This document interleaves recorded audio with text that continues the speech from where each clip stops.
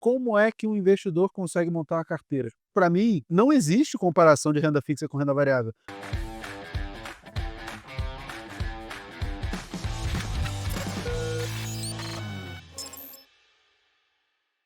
Como que você enxerga uma construção de um investimento para uma pessoa, olhando diversas classes de ativos?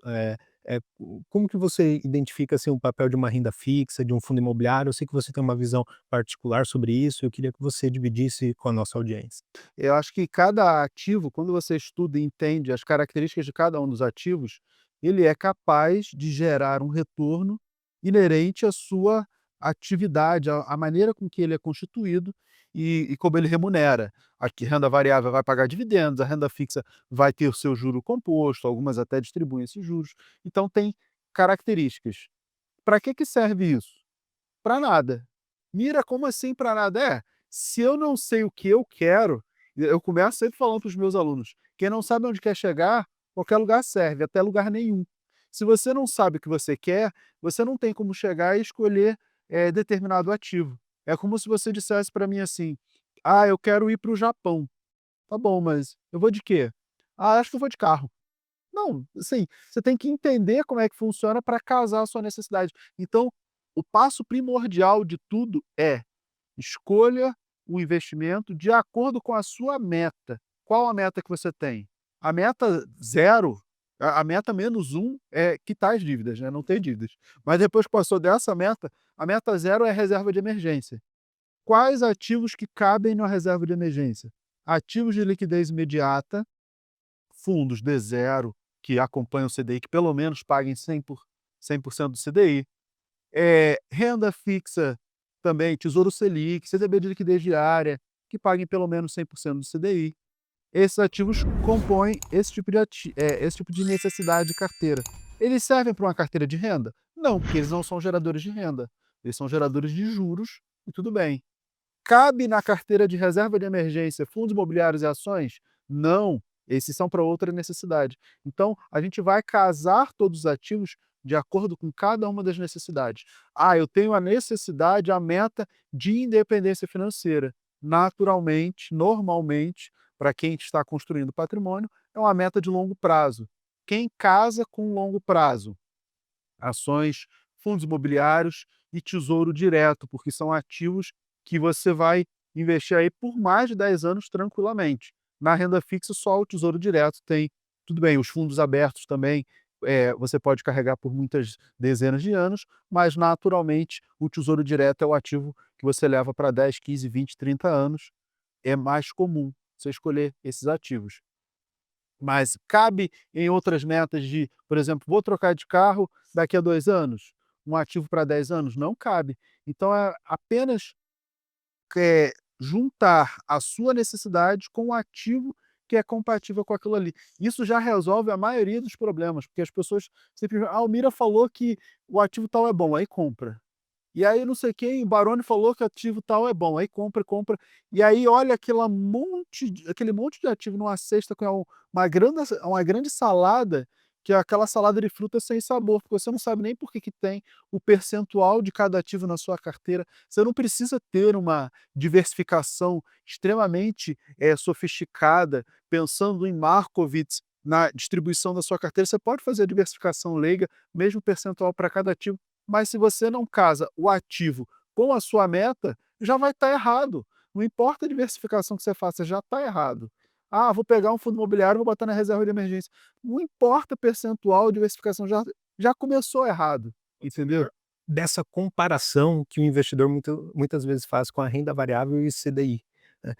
E no caso específico aqui dos fundos imobiliários, é muito comum, acho que você já passou por isso, eu também, que o investidor faz um investimento em fundos imobiliários e olha: "Poxa, mas esse mês deu menos do que o CDI", né, ou então o CDI deu 1% e meu investimento deu negativo. Eh Acho que, o investidor que ele faz esse tipo de análise já traz uma certa preocupação, porque talvez ele não esteja investindo em fundos imobiliários pelos motivos que deveriam ser os adequados, né, que é o investimento ali para te gerar renda, né, ao longo do tempo. Queria saber se você também tem essa impressão, enfim, como que você enxerga, os fundos imobiliários ali para a carteira do investidor? Assim, a comparação de renda fixa e renda variável, ela não cabe. Eu sei que todo mundo faz, que o mercado pratica, de estar sempre comparando, mas para mim não existe comparação de renda fixa com renda variável, por um ponto muito simples: vencimento. Qual o vencimento de um ativo de renda variável? Não tem, normalmente não tem. Ah, tem um fundo imobiliário que ele tem prazo, de existência lá definido, beleza, mas naturalmente aquele investimento ele vai durar sua vida inteira e fica para os seus herdeiros. Você está comparando com um ativo que vai vencer, de repente, daqui a 1, 2, 3, 5, 10 anos, e que quando vencer você recebe o dinheiro todo de uma vez para você decidir o que você vai fazer da sua vida. Ah, não, mas eu investi porque eu vou aproveitar a marcação a mercado. Ou então eu estou tentando buscar o que rende mais. Você não está fazendo investimento, você não é investidor, você é o quê? Trader. Qual o problema? Nenhum, eu sou trader, adoro fazer trade, day trade, swing trade, opções, derivativos, criptomoedas, mexo com tudo e gosto. Mas eu tenho muito claro que uma carteira é para trade, outra carteira é para geração de renda. Se a pessoa está fazendo trade com renda fixa ou com renda variável, ou misturando tudo para tentar ter o maior retorno possível, ela tem que ter noção de que ela é trader, que ela está fazendo trade, tá tudo bem, mas aí você tem que saber que você vai estopar, que você vai vender de repente o ativo que valorizou pra caramba, ou que ele valorizou, mas ele está barato, você continua posicionado. Começou a cair, você estopa, espera terminar de cair, você remonta a posição, atitudes de um trader. E aí tá tudo bem, vai ganhar na marcação a mercado de um título público, vai ganhar num trade, vai fazer uma subscrição de um fundo imobiliário, um monte de coisa e tá tudo bem. Agora, se não é esse o seu objetivo, aí você tem que pensar que não adianta você ficar comparando quem rendeu mais, CDI ou não. Ah, o fundo imobiliário, ele é um ativo com que característica? Gerador de renda. Ele é obrigado a pagar no mínimo 95% do seu lucro semestral. Então ele é obrigado a distribuir, essa é uma característica inerente. Assim como um CDB, que você deixa o dinheiro lá, ele rende a juros sobre juros enquanto o dinheiro está investido, até lá o seu vencimento, essa é uma característica inerente desse ativo, no fundo imobiliário é pagar a renda. Então, se você não quer receber renda hoje, por que você tem uma carteira de fundos imobiliários? Ah, Mira, mas eu quero receber uma renda ano que vem, ou daqui a 2, 3, 5 anos eu vou reinvestir os dividendos. Opa, fez sentido. Mas você sabe a característica do ativo, você sabe que para ter esse efeito juros sobre juros, cabe a você fazer o reinvestimento dos dividendos, porque a característica do ativo é distribuir, diferente das ações, e aí a gente estava até falando em off aqui antes de começar, da característica que tem na literatura, né, o professor Damodaran, professor Assaf Neto, tem nos livros de avaliação de empresas, que quanto você espera de crescimento de uma empresa? É o quanto ela tem de taxa de retenção versus o ROI. O que que é taxa de retenção? É o que ela retém do lucro. Nos fundos imobiliários, o que ele retém do lucro? No máximo 5% e ele distribui no mínimo 95%. Então a taxa de retenção, que a gente, tecnicamente chama de 1 menos o payout, que o payout é o quanto a empresa coloca para fora, né, payout, paga para fora, que é o dividendo, é o quanto ela distribui. O que ela retém, que é essa taxa de retenção dita na literatura, é o percentual que eu posso multiplicar pelo ROI para ter uma expectativa de crescimento. Logo, partindo desse pressuposto, qual a expectativa de crescimento que eu tenho no fundo imobiliário? Quase nenhuma, quase zero. Por quê? Porque a taxa de retenção é no máximo 5%. Isso significa que é um ativo ruim? Não. Isso significa que é um ativo feito para distribuir renda. Se você quer esse crescimento, cabe a você, investidor, fazer o reinvestimento, comprar cotas e aí você faz o efeito juros sobre juros, que no longo prazo tem um resultado absurdo. Lá no Clube FI, eu sou sócio do clube, a gente tem uma ferramenta que é gratuita, que está lá no site, que é a calculadora de juros compostos. Quando você escolhe o fundo imobiliário e marca lá o juro composto, se é um fundo bom, você vai ver que o resultado, quando você reinveste os dividendos, ele é absurdamente alto. É muito grande. Agora, quando você só acompanha a cotação, E aí vai olhar o que muita gente olha e já começa olhando o gráfico errado, né. A pessoa olha lá no Google: "Ah, mas caiu 50% porque custava R$ 100 há 5 anos atrás e hoje custa 50". Falou: "Mas ele te pagou R$ 60 de dividendo", a pessoa já esquece. E gráfico como o do Google não é descontado a dividendos, né. O certo é você olhar o gráfico descontado a dividendos. Não é a melhor conta, porque só desconta o dividendo, melhor seria calcular o reinvestimento dos dividendos, mas você com o gráfico descontado, você já tem uma visão, menos distorcida de um ativo que tem qual característica? Geração de renda. E aí você está brigando para ter superação do CDI. Então você está querendo geração de renda, mas na verdade o que você está buscando é trade. Não tem nenhum problema, dá para fazer muito trade com fundo imobiliário, mas você tem que pegar, primeiro, entender que ele é um ativo que muito voltado à economia real, e isso é muito bom para os fundos imobiliários, porque te permite entender que, o que que é comprar um pedaço de um shopping, o que que é comprar um pedaço de um galpão, uma laje comercial, uma loja que você vai lá, uma Pernambucanas, uma drogaria, você está comprando um pedaço daquilo ali. Isso é muito fácil de entender, e essa é a parte boa. Qual é a parte ruim da economia real? É que ela é cíclica. Taxa de juros lá em cima, o e-commerce vai mal, então o logístico pode ter problema, as lajes corporativas vão ter menor ocupação, o shopping vai ter menor circulação. Você também tem essas questões. Isso significa que torna o ativo naturalmente cíclico.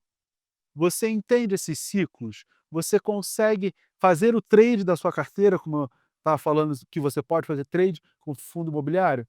Você entende tudo isso? Você entende que quando a taxa de juros cair, a gente vai pipocar de emissões, e aí você tem que saber PVP, você tem que saber analisar uma série de coisas para poder surfar, comprar barato, vender, essa emissão aqui é abaixo do VP, eu acho que está destruindo o valor, o Baroni fala muito sobre isso, está destruindo valor para o cotista. Você tem essas noções para fazer tudo isso? Ah, tem, beleza, então você vai conseguir fazer trade. Se você não é um trader, a maneira mais fácil é: investe todos os meses em ativos de qualidade, se for investir só em fundos imobiliários, pensa em equilibrar a carteira entre papel e tijolo, porque ambos são cíclicos, mas se você fizer uma carteira, por exemplo, 50-50, você já consegue gerar um equilíbrio maior e esse ciclo econômico, principalmente político-econômico aí, ciclo de juros, ele não vai ser tão maléfico para a sua carteira e reinveste os dividendos. Mira, quanto eu tenho que reinvestir de dividendos? Tudo. Ah, não, mas eu quero viver de renda. Tá bom, se você já vive de renda, aí você vai reinvestir uma parte e vai viver com outra parte. Quanto?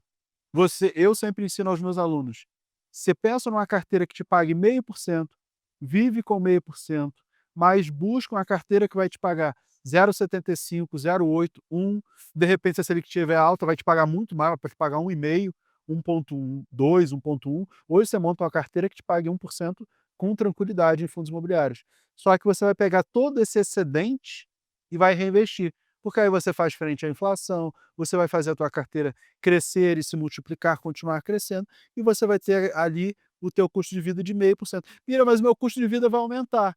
Então, eu não falei que você vai ganhar R$ 1.000, eu digo que você vai ganhar 0,5%. E esse 0,5%, monetariamente é um valor que vai aumentando. De repente você vai ganhar 1.000, depois você vai ganhar 1.050, 1.100. Por quê? Porque você está fazendo o reinvestimento. Como que você acha que um investidor deveria montar, construir uma carteira? Qual que é o processo de construção dessa carteira de fundos imobiliários?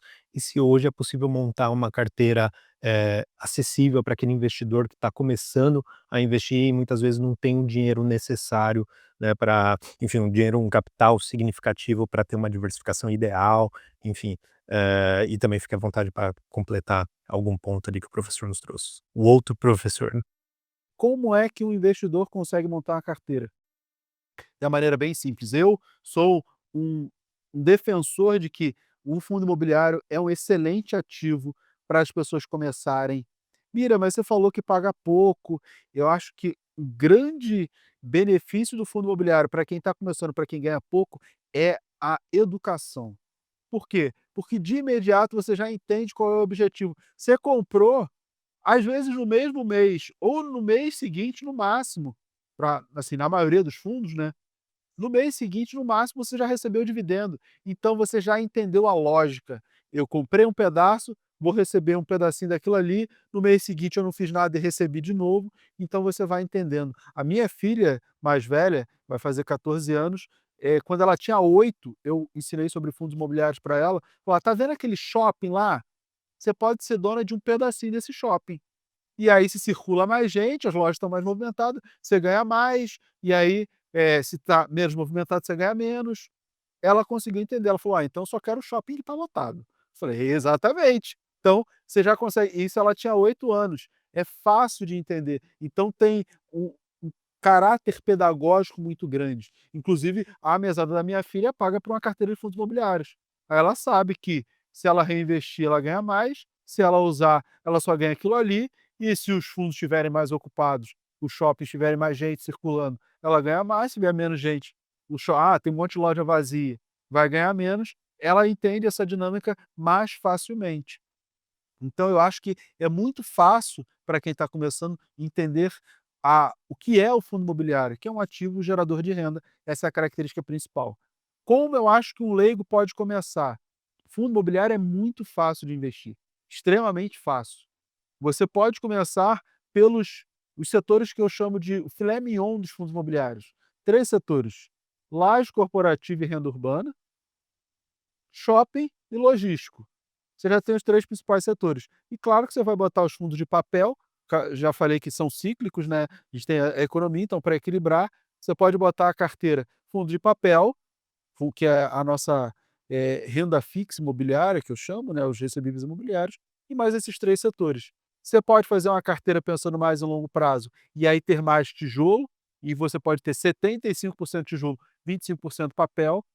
Se são 4 setores, você pode pegar 3 de cada setor, e aí você tem 12 ativos, o que é uma quantidade excelente para diversificação. Segundo a teoria de Markowitz, você tendo aí mais ou menos uns 16 ativos, você já atingiu a maior parte do benefício da diversificação, e beleza.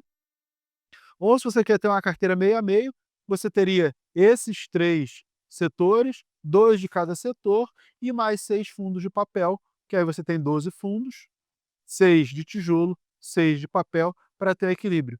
Mira, mas quais fundos eu escolho? Fundo imobiliário, quanto maior, mais difícil é o gestor fazer uma besteira. A gente tem alguns casos de gestores, fazendo besteira ao longo do tempo e recentemente, e fusão, e taxa de performance, um monte de coisa. Só que quando o fundo é muito grande, mesmo que o gestor faça alguma coisa que desagrade o cotista, isso tem um potencial pequeno de destruir o patrimônio do fundo. Então, está começando a olhar fundos imobiliários, olha os maiores de shopping, os maiores de lajes, os maiores de logístico, os maiores de papel. Por quê? Porque ele já é muito grande, ele naturalmente já é diversificado, ele naturalmente já tem muito cotista, e naturalmente já tem um monte de gente fiscalizando o gestor, naturalmente o gestor também não vai conseguir fazer muita besteira, porque o fundo já é muito grande, então fica mais fácil. Esses são os melhores fundos, as melhores oportunidades, aquele ouro que está escondido lá e ninguém viu? Claro que não, né? São os maiores. Tem mais gente? É óbvio que não. Mas, no longo prazo, é mais fácil você ter uma carteira, inclusive para até bater o índice. Claro que se você puder estudar um pouquinho mais, ouvir um profissional, aí você vai conseguir extrair melhores resultados. Mas para quem está começando, se você olhar os maiores fundos desses segmentos, você já tem um caminho, assim, excelente. Já vai andar muito bem para muita coisa, porque naturalmente também já vai ficar próximo dos melhores gestores, que são os maiores, você já vai evitar muito problema na sua carteira e com o tempo, como o próprio Baroni falou, você vai evoluindo no seu conhecimento, vai refinando a sua carteira e você vai naturalmente melhorando e mudando até um pouco a diversificação. Mas eu acho que em questão de setores você vai ficar mais ou menos por aí. E eu acho que a diversificação leiga, a diversificação ingênua é a maneira mais fácil, que é o quê? Mesmo percentual para cada um dos ativos e pronto. Ah, você pode fazer percentuais diferentes, baseado no beta, expectativa de retorno. Dá para fazer isso, mas eu acho que no final das contas vai dar muito trabalho, vale a pena para quem é profissional, quem entende de econometria, vai fazer lá no Python, no R, as suas coisas todas, isso aí vai ficar até fácil. Mas para o investidor normal, mesmo percentual, 10%, tem 10 fundos, 10% em cada um. Acabou, você já tem ali a quantidade. Ah, esse aqui valorizou muito, beleza, você não compra dele, nesse mês você aporta nos outros para poder equilibrar. Mira, ele disparou, valorizou pra caramba, vende um pouquinho para equilibrar, porque de repente em 6 meses de aporte, você não vai conseguir equilibrar, então você vende um pouquinho para deixar equilibrado e está tudo bem. É fácil de fazer, não é difícil, é só seguir essas dicas que eu acho que dá para montar uma excelente carteira.